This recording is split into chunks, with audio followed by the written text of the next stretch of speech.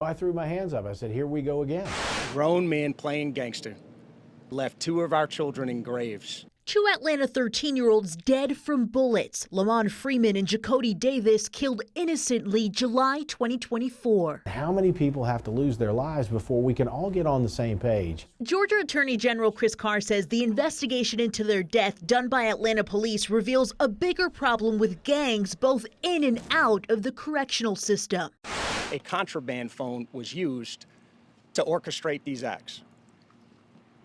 There was a hit called by a high-ranking gang member. The number of contraband cell phones that corrections has confiscated this year, over 500 this year alone, 15,500 last year. That's why Carr keeps fighting for a way to detect and jam cell phones if they get into state prisons or local jails with other contraband. We wrote a letter to Congress asking them to change the law. We've written letters to the FCC. This isn't a communications issue.